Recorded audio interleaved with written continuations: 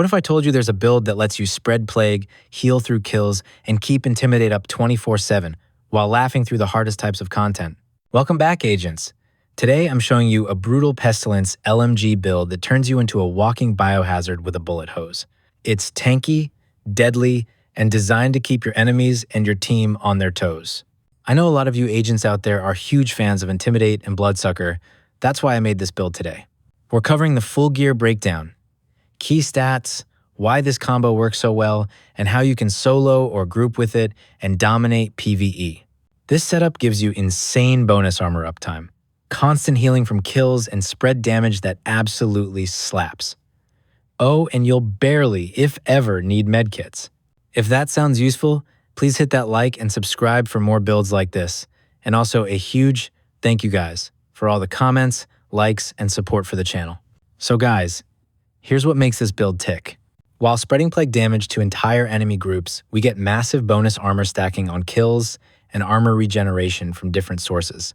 I will show you the synergy between Bloodsucker and Intimidate for constant high weapon damage while utilizing the Turmoil knee pads to get even more kills to feed that Bloodsucker.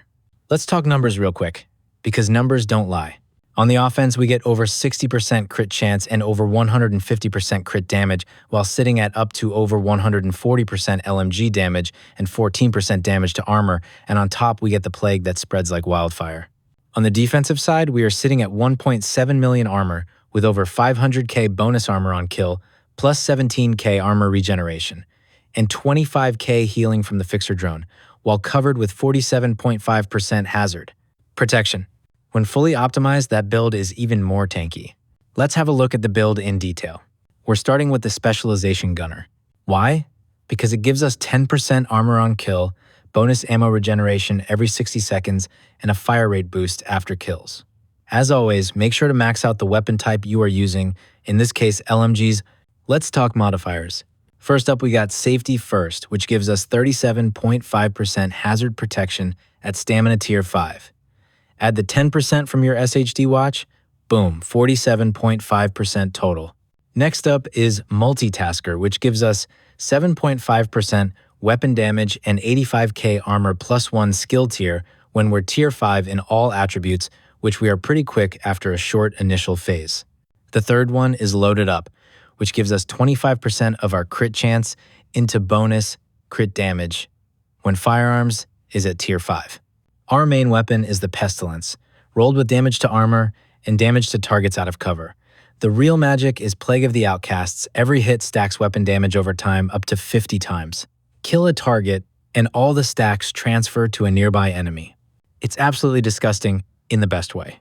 For the secondary, honestly, you can use whatever you prefer. I'm testing the new Lud AR with Perfect Streamline. But this build doesn't really need a backup. Pestilence does the heavy lifting. The sidearm is never used, but just in case it is the Orbit with Perfect Finisher. Helps top off your crit stats if you want to go full sweaty mode. For the backpack, we got the Liquid Engineer, the named Belstone backpack with Perfect Bloodsucker. Killing an enemy adds and refreshes 12% bonus armor per kill up to 10 stacks. That's 120% bonus armor if you keep the train rolling. Rolled for armor, crit chance, and crit damage with a 12% crit damage mod. If you don't have this named backpack yet, you can use a regular Belstone backpack with the same rolls and regular Bloodsucker with a little less bonus armor. The chest piece is our second Belstone piece to unlock the 1% armor regeneration and 10% armor on kill. The chest has the talent Intimidate. This one's simple. While you have bonus armor from Bloodsucker, you gain stacks of weapon damage every second up to 36% total. As long as you're killing things, Intimidate stays up. The chest is rolled for armor, crit chance, crit damage. For the knee pads, we are using the named Seska Turmoil knee pads. 8% crit chance baked in, plus the Bewildered talent.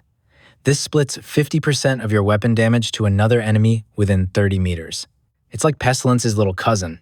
If you don't have these knee pads or don't like them, you can use regular Seskas. The Turmoil knee pads are rolled to weapon damage and double crits. As of making this video, these attributes can't be changed or expertised.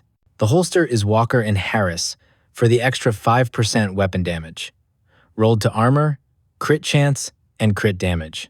Nothing fancy, just reliable stats.